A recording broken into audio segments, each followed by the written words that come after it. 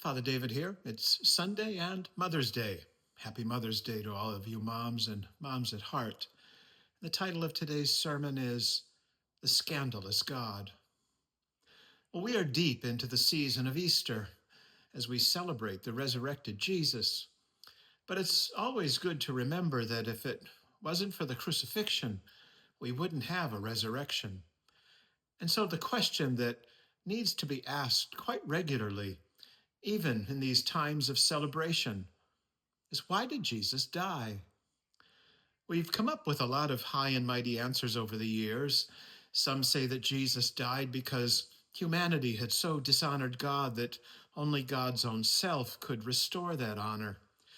But perhaps something much closer to home is really at the point of it all.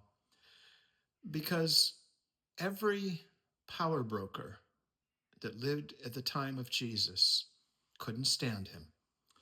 The Sadducees, who were the high priests and religious big shots of the day, they loved life just the way it was and were furious at Jesus for daring to point out that they ruled over a society that was unjust and corrupt.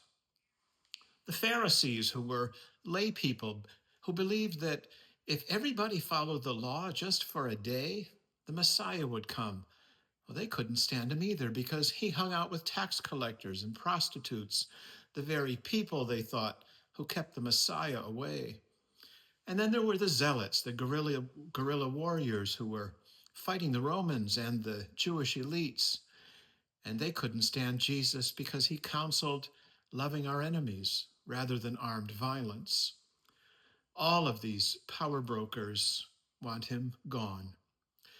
And we need to know that background because in today's gospel lesson from the Gospel of John, it ends with Jesus saying, "The Father and I are one," which leads all of these people to pull their hair out.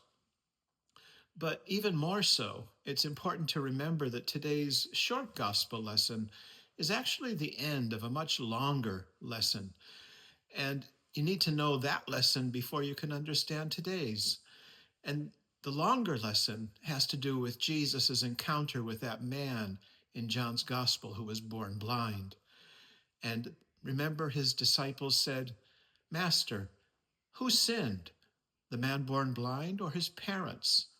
And Jesus replied, "Neither of them." Because God is not about cause and effect. This man's blindness will teach the world what it truly means to see God. And so Jesus makes mud out of dirt and spit, just like God does at the dawn of creation. And then putting that concoction on the man's eyes gives him new eyes. Because in the presence of Jesus is the presence of God. And to be in the presence of God is to have a front seat at the miracle of creation. And so all of the religious big shots go crazy. They are handcuffed by their rules and simple answers. And frankly, they have a conniption because God has shown up. So they throw the formerly blind man out of the temple. They insist that Jesus is the worst kind of rabble-rouser. And all of this is what's happening that leads up to today's gospel lesson. There's a crowd that Jesus is talking to who is simply outraged that he has the gall to allow a blind man to see. Because the flip side of that message is that if I think I can see, chances are probably pretty good that I'm actually blind. And this is that same part in that first story when Jesus starts talking about himself as the good shepherd and the gatekeeper, things we're familiar with. I mean, how many of us have a picture of Jesus as the good shepherd in our home or in our folks' or grandparents' home? And yet, even with this, there's more going on than meets the eye. In the other three Gospels, Jesus tells parables, but in John's Gospel, Jesus is the parable. I am the bread of life. I am the living water. I am the good shepherd. I am, of course, is what God tells Moses when Moses asks the God in the burning bush for his name. So when Jesus says, I am the bread, the living water, Jesus is saying about himself what Paul tells us about him, that Jesus and God are one and the same, and that when we see Jesus at work, we see God at work.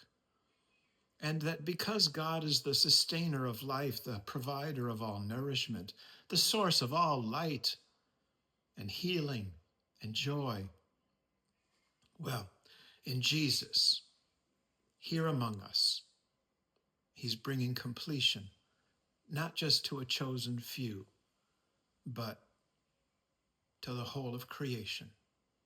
And that includes everyone. That's why Jesus says, when I am lifted up, I will drag the whole world to myself. And God does this wonderful thing by becoming the very thing that is at the heart of our problem. God made him to become sin who knew no sin, so that we might become the righteousness of God. Jesus takes us back to what our first father and mother stole from the garden, the power to tell good and evil, our original sin. And Jesus replaces that power with the power of faith in Jesus. By becoming sin, Jesus takes back the very thing that causes our separation from God, our insistence on saying what is right and who is wrong, and replacing that with faith in Jesus. Determining who is good and what is evil is our undoing, because our insistence on defining these things fails to recognize our own brokenness, our own blindness, our own miniaturized vision of the who and what and wherefore of God. And this takes us to the very root of sin as St. John understands it. Sin is our failure to see in Jesus the face and character and heart of the living God. That the opposite of sin is not following the rules. The opposite of sin is faith in Jesus. And this doesn't mean we admire Jesus. It means that we actually follow this strange carpenter from Galilee in the way that we live our lives, and who and how we interact with each other. And it is a God through Jesus who is determined to save not just the wonderful, but the oddball, the queer, the outsider, and who does this not through a magic wand, but who does it by loving us to death, his death, a death on the cross. It's scandalous when you think about it, how the way to God isn't through pulling ourselves up through our own bootstraps, but solely through the life, death, and resurrection of Jesus. Because the way to God is a gift from God, by the grace of God. What a crushing blow to an egotist like me who insists that I must deserve my own salvation. And this scandal of grace has real life consequences.